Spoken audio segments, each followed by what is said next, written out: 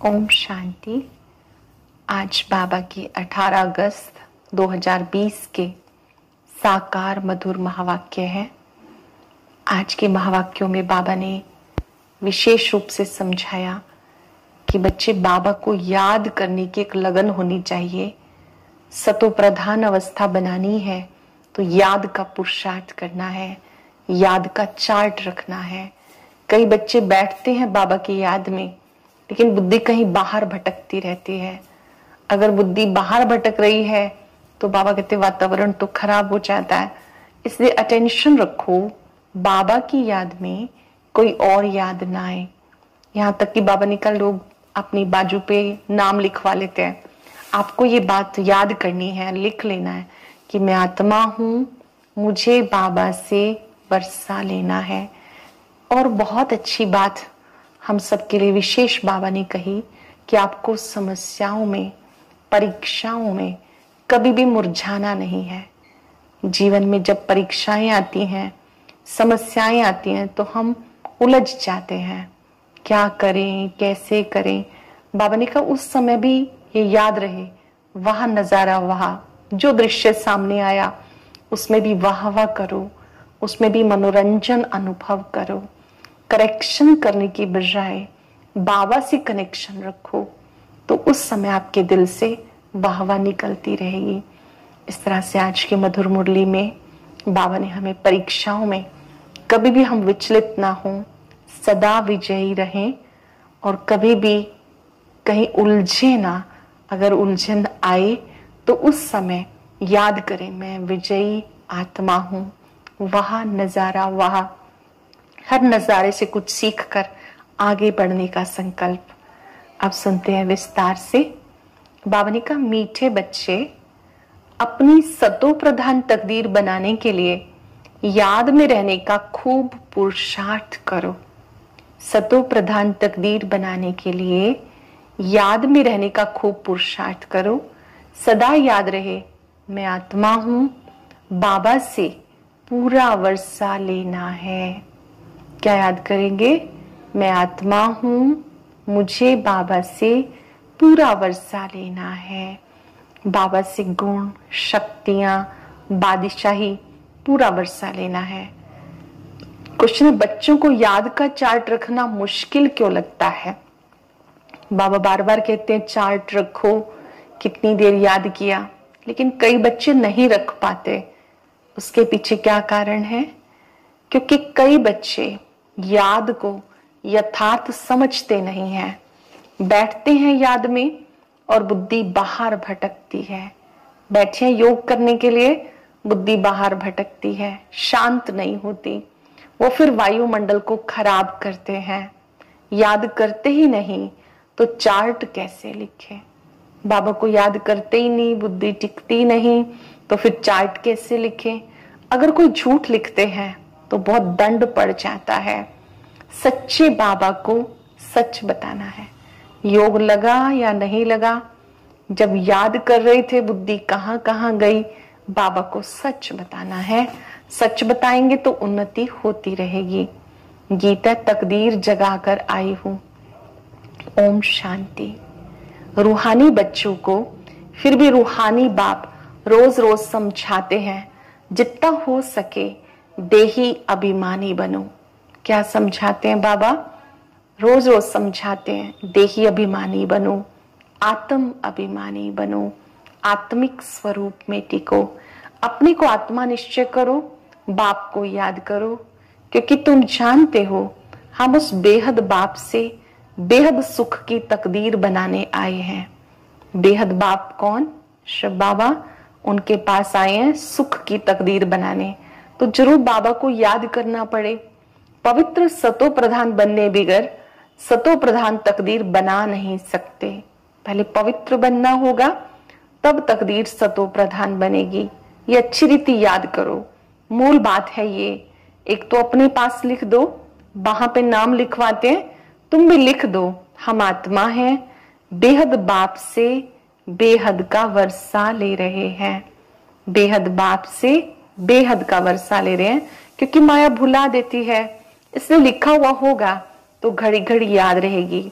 मनुष्य ओम का व श्री कृष्ण आदि का चित्र भी लगाते हैं याद के लिए। ये तो है नए ते नई याद, ये सिर्फ बेहद का बाप ही समझाते। इस समझने से तुम सौभाग्यशाली तो क्या पदम भाग्यशाली बन जाते हो। हमें बेहद बाबा को याद करना है बुद्धि से। इससे बाबा कहते हैं आप पदम भाग्यशाली बन जाते हो। बाबा को न जानने के कारण, याद न करने के कारण कंगाल बन गए। पहली बात तो उसे जानते नहीं, वो है कौन। याद न करने के कारण, न जानने के कारण कंगाल बन गए। एक ही बाप है जो सदा के लिए जीवन को सुखी बनाने आए हैं। एक ही बाप है सुखदाता जो हमारे जीवन को सुखी बनाने आए हैं। भले याद भी करते हैं परंतु उसे जानते नहीं। विलायत वाले भी सर्वव्यापी कहना भारतवासियों से सीखे हैं। भारत गिरा तो सब गिरे हैं। भारत ही रिस्पॉन्सिबल है अपने को गिराने का और सबको गिराने का। जो मान्यताएं यहां से वहां गई तो उन्होंने भी कहना शुरू कर दिया। तो इससे बाबा कहते गिरती कला में आ गए। बाबा कहते मैं भी यहां ही आकर भारत को स्वर्ग सचखंड बनाता हूं। ऐसा स्वर्ग बनाने वाले की कितनी ग्लानि कर दी। बाबा आते हैं, सचखंड बनाते हैं, स्वर्ग बनाते हैं, उनकी कितनी ग्लानि कर दी, भूल गए। इसलिए लिखा हुआ है यदा यदा ही धर्मस्य। इसका भी अर्थ बाबा समझाते हैं। जब जब धर्म की ग्लानि होती है बाबा स्वयं आते हैं, लेकिन युगे युगे नहीं, हर कल्प आते हैं, हर 5-4 वर्ष के बाद आते हैं। बाबा कहते मैं स्वयं आकर धर्म ग्लानि के समय ब्रह्मा तन के द्वारा ज्ञान देता हूं, नई दुनिया का निर्माण करता हूं। बलिहारी एक बाप की है, जानते हो। बाप आते हैं तो जरूर शिव जयंती मनाई जाती है। शिव बाबा के आने का यादगार शिव जयंती मनाई जाती है। उनको जानते बिल्कुल भी नहीं है, पहचानते नहीं।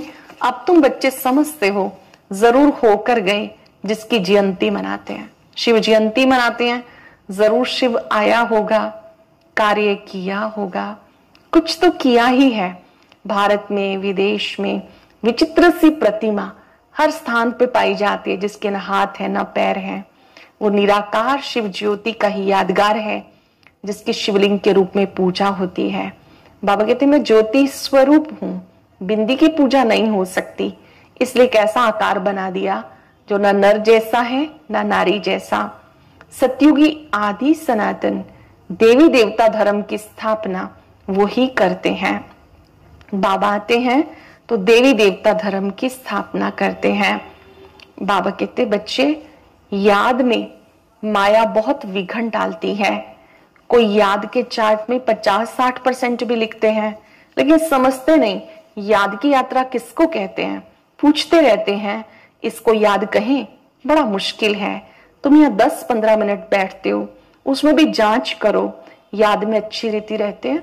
मुरली से पहले हम योग करते हैं 15 मिनट, पावरफुल योग करते हैं तो मुरली को समझने की शक्ति बढ़ जाती है। बाबा कहते हैं मान लो 15 मिनट बैठे, चेक करो 15 मिनट में बुद्धि योग टिका, कहां कहां गया। अपने मन बुद्धि को बाबा पे टिकाओ। बहुत हैं जो याद में रह नहीं सकते, फिर वो वायुमंडल को खराब करते हैं। बहुत हैं जो याद में ना रहने से विघन डालते हैं, सारा दिन बुद्धि बाहर भटकती है। आप अच्छा योग कर रहे हैं, आपको देख के दूसरों का भी योग लग जाता है, पुण्य जमा हो गया। आपका बुद्धि योग भटक रहा है, कोई और बैठेगा तो उसकी भी बुद्धि भटकनी शुरू हो जाएगी।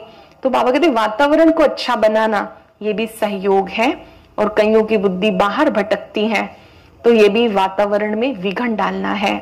सारा दिन बुद्धि बाहर भटकती सो यहाँ थोड़ा ही शांत होगी, इसलिए याद का चार्ट रखते नहीं। झूठा लिखने से और ही दंड पड़ जाता है। बहुत बच्चे भूले करते हैं, छिपाते हैं, सच नहीं बताते। कोई भी भूल हो जाए बाबा को सच बताना, बाबा मुझसे भूल हो गई, क्षमा करना। किसी को गलत बोल दिया, किसी के लिए गलत सोच लिया, याद में कोई नेगेटिव थॉट्स आए, बाबा को सच बताना है। बाबा कहे और सच ना बताए तो कितना दोष हो जाता, कितना भी बड़ा गंदा काम किया होगा। सच बताने से लज्जा आएगी, सच बताने से लज्जा आएगी। अक्सर करके सब झूठ बताएंगे, झूठी माया, झूठी काया, झूठा सब संसार। एकदम देहाभिमान में आ जाते हैं, अपनी कमी को सच नहीं बताते हैं, ये भी देहाभिमान है। बाबा कहते हैं कई बार गलती हो जाती है, सच नहीं बताते हैं तो वो बढ़ती जाती है भूल। झूठी माया, झूठी काया, एकदम देहाभिमान में आ जाते हैं। सच सुनाना तो अच्छा ही है, और भी सीखेंगे। अगर गलती हो गई, सच बताया तो दूसरे भी सीख जाएंगे। यहाँ सच बताना है। नॉलेज के साथ साथ याद की यात्रा बहुत जरूरी है। नॉलेज सुन रहे हैं हम, ईश्वरीय ज्ञान सुन रहे हैं, मुरली सुन रहे हैं, इसके साथ साथ याद की यात्रा जरूरी है, क्योंकि याद की यात्रा से अपना और विश्व का कल्याण होना है। कदम कदम पर कल्याण याद में रहने से है। बाबा की याद में रहेंगे, खुद को भी शक्ति मिलेगी, वातावरण भी अच्छा बनेगा, संस्कार भी बदलेंगे। नॉलेज समझाने के लिए बहुत सहज है, याद में मेहनत है। बाकी बीज से झाड़ कैसे निकलता है वो तो मालूम रहता है। बुद्धि में 84 का चक्र है। बीज और झाड़ की नॉलेज होगी ना। बाप तो सत्य है, चैतन्य है, ज्ञान सागर है। बाबा सत्य है, अविनाशी है, चैतन्य है, ज्ञान का सागर है। उसमें नॉलेज है समझाने के लिए। यह बिल्कुल अनकॉमन बात, ये मनुष्य सृष्टि का झाड़ है। बाबा कहते इसे कोई नहीं समझता कि वो ज्योति स्वरूप ज्ञान का भंडार है, वो ही ज्ञान समझा रहे हैं। ये असाधारण बात है। ये मनुष्य सृष्टि का झाड़ है जिसे कोई नहीं जानते। सब नेति नेति करते गए, ड्यूरेशन को ही नहीं जानते तो बाकी क्या जानेंगे। तुम्हारे में बहुत थोड़े हैं जो अच्छी रीति जानते हैं, इसलिए सेमिनार भी बुलाते हैं। अपनी अपनी राय दो। राय तो कोई भी दे सकते हैं, ऐसे नहीं कि जिनके नाम है उनको ही देनी है, हमारा नाम नहीं तो हम कैसे दें। नहीं, कोई को भी सर्वसर्थ कोई राय हो, एडवाइस हो, लिख सकते हो। बाबा की सेवा के लिए कोई भी आपके मन में शुभ विचार हो तो आप दे सकते हो। ऐसे नहीं कि हमारा नाम नहीं है तो हम कैसे दें। बाबा कहते कोई भी राय आए तो लिखनी चाहिए। बाबा इस युक्ति से सर्विस बहुत बढ़ सकती है। बाबा की सेवा कैसे बढ़े, कोई भी क्रिएटिव आइडिया है तो हमें बाबा को देना है, बाबा को बताना है, अपने निमित्त को बताना है कि ऐसे ऐसे सेवा हो सकती है। कोई भी राय दे सकते हैं। देखेंगे किस किस प्रकार की राय दी। बाबा कहते किस युक्ति से हम भारत का कल्याण करें और सबको पैगाम दें। कैसे हम भारत का कल्याण करें, किस युक्ति से सबको पैगाम दें। आपस में विचार करो, लिख करके भेजो। माया ने सबको सुला दिया, सब अज्ञान नींद में सोए पड़े हैं। अब उनको कैसे जगाएं। बाबा कहते प्लानिंग करनी चाहिए। बाप आते हैं जब मौत सामने होता है।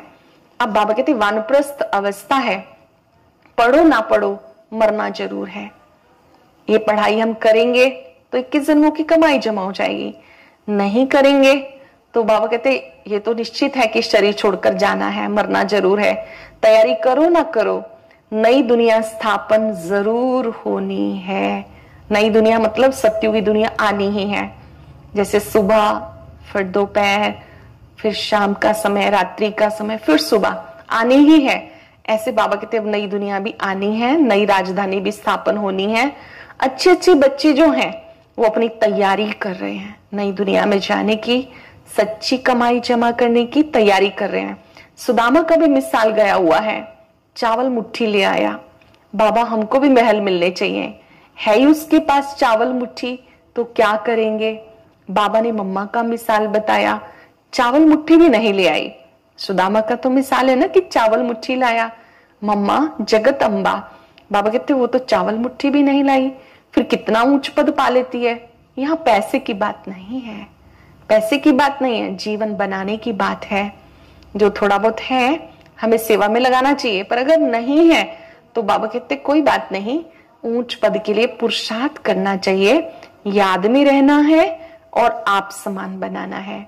बाबा की तो कोई फी आदि नहीं है, बाबा तो पढ़ाने की कोई फी नहीं लेते हैं। बाबा हम सबको जो शिक्षा देते हैं, बाबा हमसे इसका कोई शुल्क नहीं लेते हैं। समझते हैं हमारे पास पैसे पड़े हैं तो क्यों ना यज्ञ में स्वाहा करें। जिनके पास पैसा है तो समझदार आत्माएं क्या सोचती हैं, कि धन तो वैसे भी विनाशी है, क्यों ना ईश्वरीय सेवा में, ईश्वरीय यज्ञ में लगाया जाए। बाबा कहते समझते हैं हमारे पास पैसे पड़े हैं, क्यों ना यज्ञ में स्वाहा करें, विनाश तो होना ही है, सब व्यर्थ हो जाएगा, इसमें कुछ तो सफल कर लें।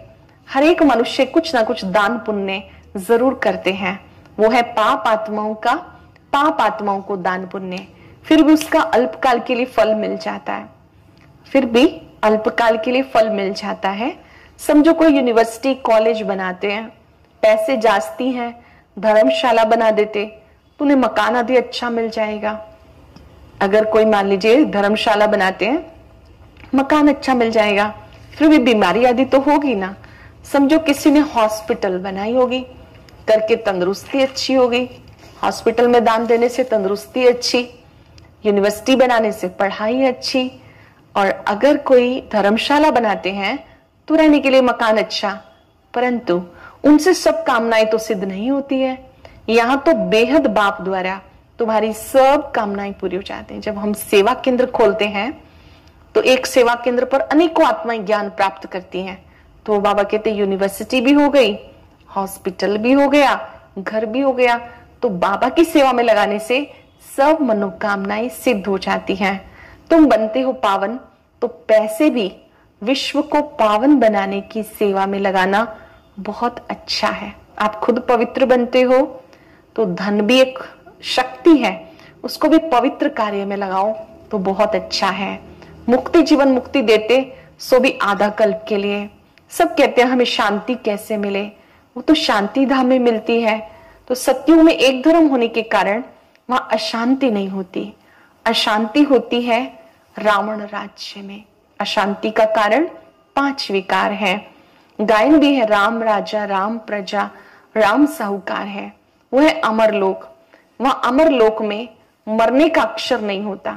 सत्युगी दुनिया को अमरलोक कहते हैं, वहां पर बाबा कहते हैं मरने का अक्षर नहीं होता। यहाँ तो बैठे बैठे अचानक मर जाते हैं, इससे मृत्यु लोक, उसको अमरलोक कहा जाता। वहां मरना होता नहीं, पुराना एक शरीर छोड़ फिर बालक बन जाते हैं, रोग कोई होता नहीं। सत्युगी दुनिया में खुशी से एक शरीर छोड़ दूसरा ले लेते हैं, कितना फायदा होता है। श्री श्री की मत पर तुम एवर हेल्दी बनते हो।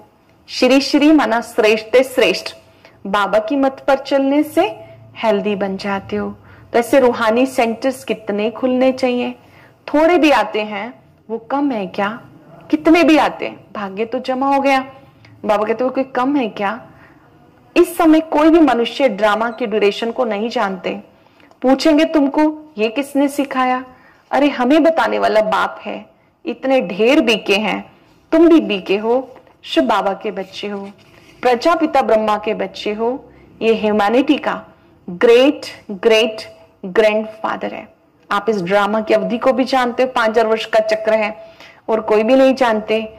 ह्यूमैनिटी का great great grandfather Prajapita Brahma है, उनसे बीके निकले। बिरादरियां होती है ना, तुम्हारे देवी देवताओं का कुल बहुत सुख देने वाला है।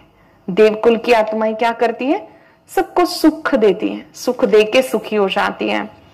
बाप कहते बच्चे याद की यात्रा में रहो, कोई भी कर्म ना करो और सर्विस की युक्तियां निकालो, कोई भी पाप का काम नहीं करो, याद की यात्रा में रहो।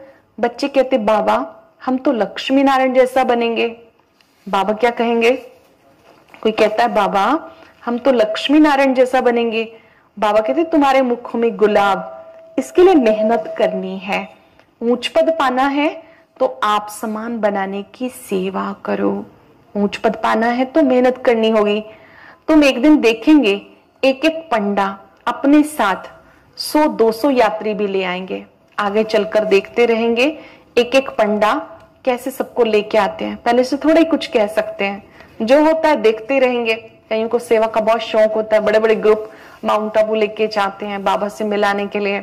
आजकल तो घर में रहते मिलन करना है, अव्यक्त मिलन करना है, अमृत वेले बाबा से मिलना है। बाबा कहते कई बच्चे बहुत अच्छी सेवा करते हैं, ये भी बेहद का ड्रामा है। तुम्हारा सबसे मुख्य पार्ट बाबा के साथ, जो तुम पुरानी दुनिया को नया बना रहे हो। भगवान के साथ पार्ट बजाने का अवसर मिला, भगवान के साथ सेवा करने का अवसर मिला, बहुत खुशी होनी चाहिए। यह है पुरुषोत्तम संगम युग। अब तुम सुखधाम के मालिक बनते हो, वहां दुख का नाम निशान नहीं होगा। आप सुखधाम स्वर्ग के मालिक बनते हो, वहां दुख का नाम नहीं। बाप है ही दुख हरता सुख करता, दुख से आकर लिबरेट करते हैं। भारतवासी फिर समझते हैं इतना धन, बड़े बड़े महल, बिजलियां हैं, बस यही स्वर्ग है। ये माया का पंप है। सुख के साधन बहुत करते हैं, बड़े बड़े महल मकान बनाते, फिर मौत कैसे अचानक हो जाता, वहां मरने का डर नहीं होता। यहाँ पे तो काले मृत्यु हो जाती है। सत्युग में बाबा कहते ऐसा नहीं होता। यहाँ तो अचानक मर जाते हैं, फिर कितना शोक करते हैं, समाधि पे जाके आंसू बहाते हैं। हर एक की अपनी अपनी रस्म रिवाज है, अनेक मतें हैं। सत्युग में ऐसी बात नहीं होती। वहां तो खुशी से एक शरीर छोड़ दूसरा लेते हैं। तो तुम कितना सुख में जाते हो, उसके लिए पुरुषार्थ करना चाहिए। आप सुख की दुनिया में जा रहे हो, स्वर्ग में जा रहे हो, जहां कभी रोएंगे नहीं, उसके लिए पुरुषार्थ करना चाहिए। कदम कदम पे मत लेनी चाहिए। गुरु की व पति की मत लेते हो, या अपनी मत पे चलना होता है। बाबा कहते किसकी मत पे चलना है? आसुरी मत क्या काम करेगी? आसुरी तरफ ही धकेलेगी। अब तुम्हें ईश्वरीय मत मिल रही है। भगवान उवाच, तुम बच्चे श्रीमत से भारत को हेवन बनाते हो। अब तुम बच्चे हेवन के लायक बन रहे हो। बाबा ने समझाया, किसी को अपना कुछ अकल हो, राय हो, तो बाबा को भेजो। बाबा जानते हैं कौन कौन राय देने के लायक हैं। नए नए बच्चे निकलते रहते हैं। बाबा जानते हैं कौन अच्छे अच्छे बच्चे हैं, जिनके मन में क्रिएटिव आइडियाज है सेवा के लिए, कि कैसे सबको पता चले कि निराकार परमात्मा हम सबके पिता हैं, हमें उनको याद करना है। दुकानदारों को भी राय निकालनी चाहिए, ऐसे यत्न करे जो बाबा का परिचय मिले। दुकान में भी सबको याद कराते रहें। दुकान पे ग्राहक आते हैं, उनको भी शिव संदेश देते रहें। बाबा का चित्र लगा हो, सब देखेंगे, बाबा याद आए। भारत में जब सतयुग था तो एक धर्म था, इसमें नाराज होने की बात नहीं। सबका एक बाप है।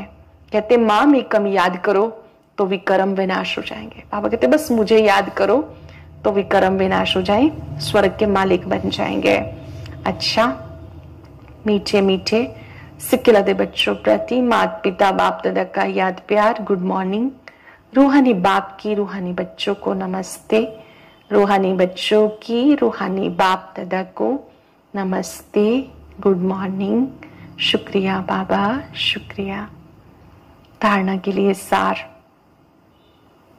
कौन सी है मुख्य बात? आज की बात जो अच्छी लगी उसको मन में बार बार रिवाइज करेंगे और स्वमान में भी टिकेंगे।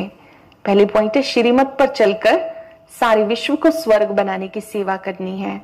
बहुतों को आप समान बनाना है। आसुरी मत से संभाल करनी है।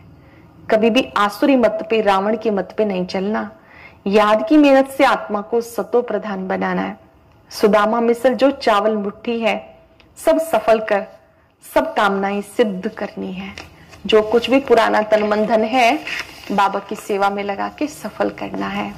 बहुत सुंदर वरदान, बहुत अटेंशन देने के लिए है। परीक्षाओं और समस्याओं में मुरझाने के बजाय मनोरंजन का अनुभव करने वाले सदा विजयी भव। परीक्षाओं और समस्याओं में मुरझाने के बजाय मनोरंजन का अनुभव करने वाले सदा विजयी भव। इस पुरुषार्थी जीवन में ड्रामानुसार समस्याएं व परिस्थितियां तो आनी हैं। जन्म लेते ही आगे बढ़ने का लक्ष्य रखना, अर्थात परीक्षाओं और समस्याओं का आह्वान करना। आगे बढ़ने का लक्ष्य रखना मतलब परीक्षाओं और समस्याओं का आह्वान करना। जब रास्ता तय करना है तो रास्ते के नजारे ना हो, ये कैसे हो सकता है? लेकिन उन नजारों को पार करने के लिए यदि करेक्शन करने लग जाते हैं तो बाबा की याद का कनेक्शन लूज हो जाता है और मनोरंजन की बजाय मन को मुरझा देते हो। इसलिए वहां नजारा, वहां ये गीत गाते आगे बढ़ते चलो, अर्थात सदा विजयी भव के वरदानी बनो। सरल शब्दों में, परीक्षाओं से घबराओ नहीं। जब परीक्षा आ गई, समस्या आ गई, तो वहां नजारा, वहां देखते हैं क्या सीखने को मिला। खुशी खुशी उसे फेस करो। कंप्लेन करने की बजाय कनेक्शन बाप से रखो तो सदा विजयी भव के वरदानी बन जाएंगे। स्लोगन है, मर्यादा के अंदर चलना, माना मर्यादा पुरुषोत्तम बनना, मर्यादा के अंदर चलना अर्थात मर्यादा पुरुषोत्तम बनना। आज हम याद करेंगे, मैं विजयी भव की वरदानी आत्मा हूं। ओम शांति। गीता ज्ञान पर आधारित साप्ताहिक कोर्स का आज 6th लेसन है। आप इसे जरूर सुनें।